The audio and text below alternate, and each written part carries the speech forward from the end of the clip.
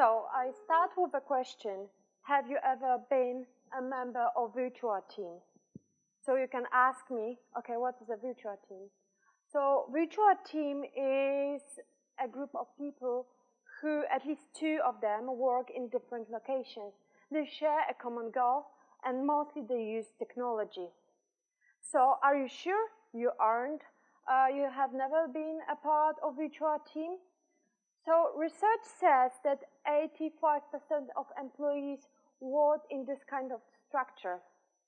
And what is even more, longitudinal research shows that people are going to work more in this kind of a structure, and as well more in terms of hours spent weekly. So the thing is that many of us, we perceive it as a dream job. You know, working from distance, maybe from the beach, having time for the family. So as well, I want to show you how others perceive us working virtually. So let's start how our friends perceive us. This is how our society perceives us. And this is maybe how our boss perceives us at work. But truly, it's not so optimistic. Very often, we struggle with burdens of workload. So it's not so easy to be a member of virtual team. So the other research shows that 70% of employees experience conflict in virtual teams, which is the basic. Like 37% of them say that it's because of different kind of misunderstandings. 39% says it's because of misinterpretation. So what does it mean? That I believe that someone ignored me on purpose, but truly it was just because of miscommunication. So the thing is that, as you see, working in virtual teams can be really challenging. What I want to show you today is how to overcome 5 sins of virtual teams. And I want to start with a story of Daniel. Daniel is my friend. He's right now 35 years old. He's quite experienced manager in multinational software company. He joined, in 2016, he joined a team which focused as a to be a support team for a new revolutionary product. The team was already working for a year. There were no complaints about them, but the manager knew that they are going somehow to, to have more and more work, as the product was quite successful. That's why they employed Daniel. Greg was the boss of the whole team, of the whole EMEA district. He was working from the United States, and actually he didn't participate a lot in the work of the team. So Daniel started to work in a team. He was really optimistic. He wanted to succeed so much. I believe, as most of us do when we start a new work. So he started to email to his team, 2 engineers, one from UK, the other from the Netherlands. So, but he got no response. So he started to call them. He was already a bit stressed, like what's happening. So finally he got some information in order to write the report. So in the end of the first month, he wrote the report. He was really proud of his son. Oh, finally I have some kind of a success. He sent the email to Greg with 30-page analysis of the problem and the solutions. And what he got after several days, it was this. It's fine. Signed, Greg. Daniel was crushed. Something was not right. What does it mean fine? Is he joking? I really have problems with the team. So anyway, he decided to continue on work. So somehow, still struggling with the team, he was more and more getting more and more data. He created the initial database for the product. At the end of the month, he sent another report. This time, he really wants to succeed.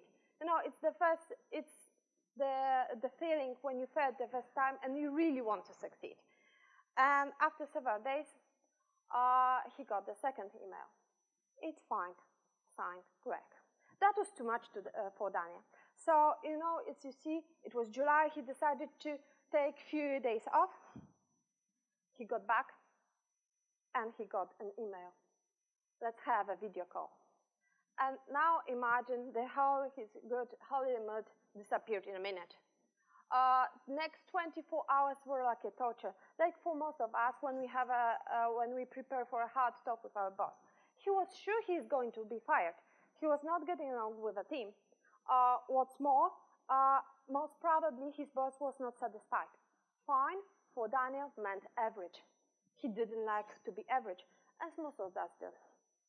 So he prepared himself for the call, but unfortunately, at the time of the call, he had problems with the internet connection. So he really was in a stress, frustrated. Finally, he made a connection, and he cried to Greg, saying, you know, you're not going to fire me. I'm quitting.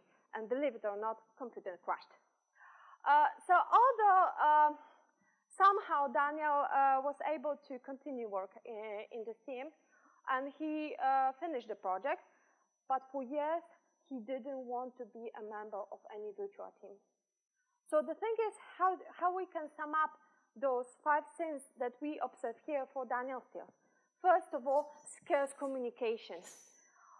People, when they don't communicate enough, at least what they did with Daniel, they make him isolated with lack of enough information. The other thing, lack of socialization. People, they just need to know each other. They need to know who is on the other side of the line, just to not to treat someone as the alien. The other thing is lack of shared context. For some people, fine, it's just okay. For the other people, fine, it's something bad. So the other thing is poor technology support. Okay, internet connection. The other thing, if you have so many tools to maintain contact, you can really have problems to search for information. And the last thing, random people.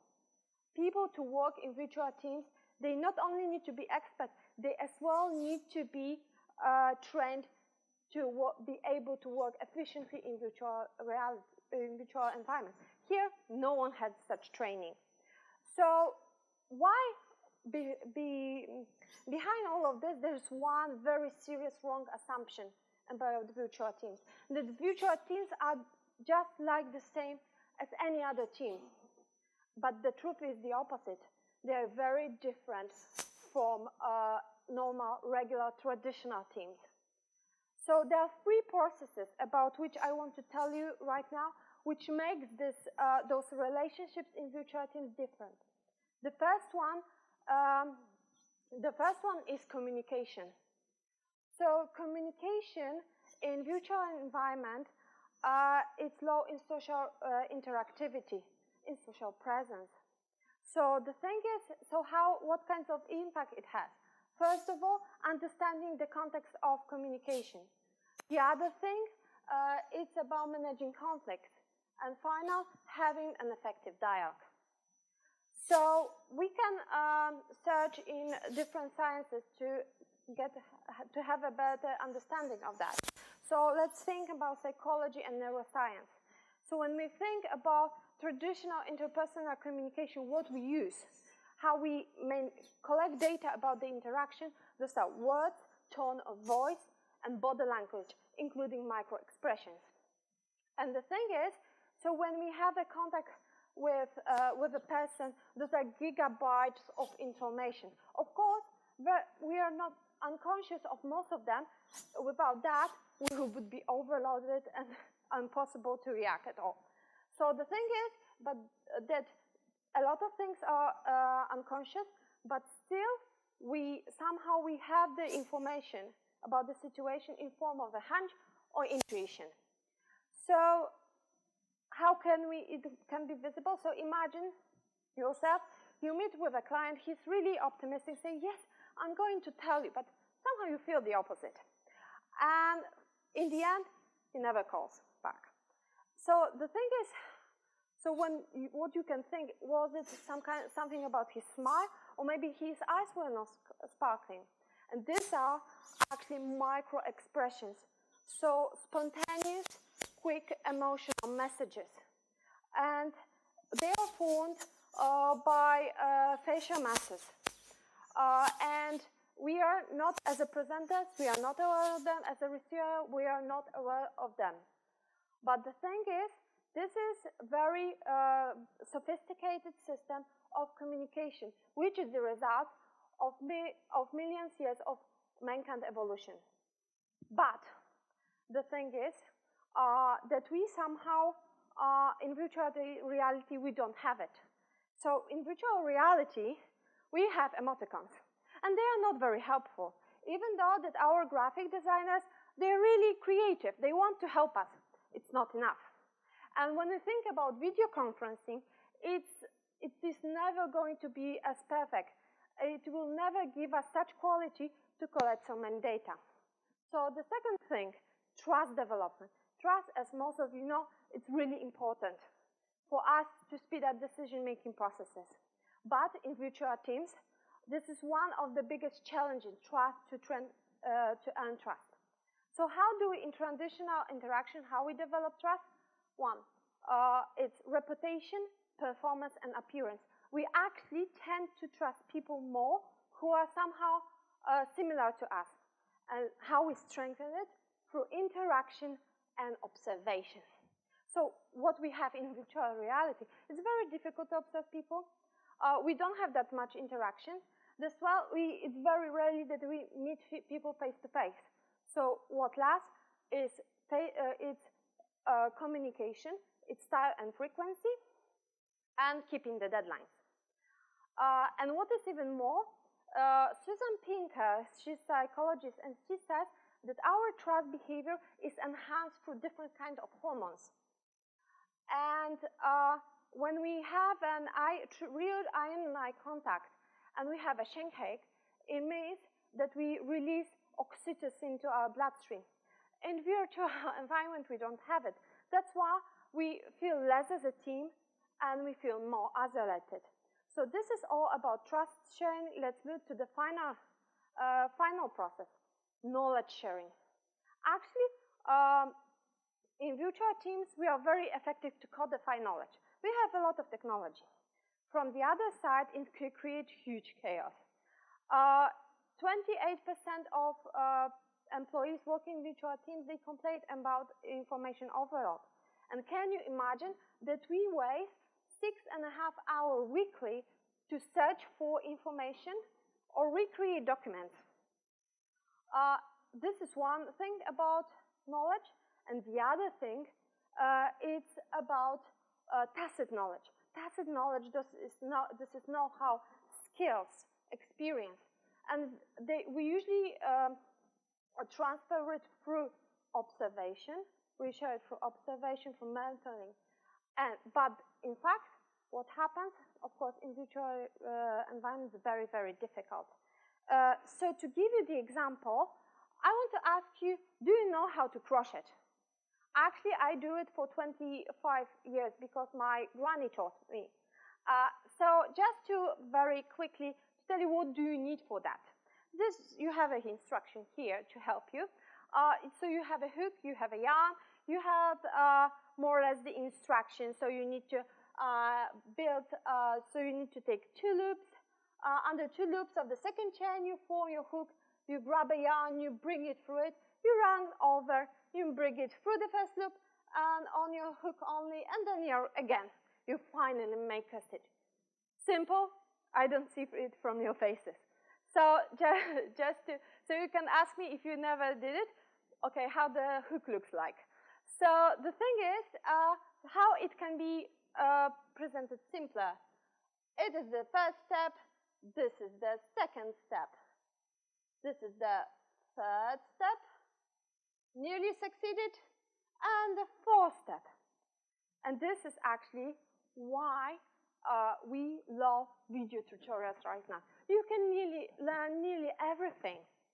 But the truth is that for the knowledge processor, it takes a lot of time to prepare such video. That's why not everyone wants to share everything we know.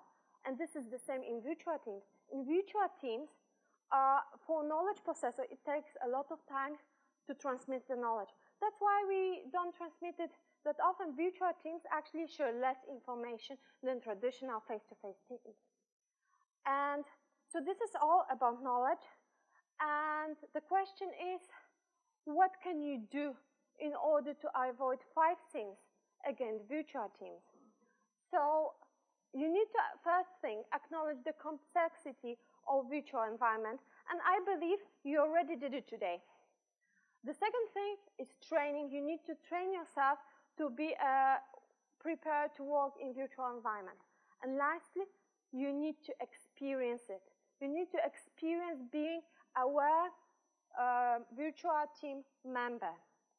And you know, this is the cost of the future that we need to pay in order to leverage for the virtualization of workplace. Thank you.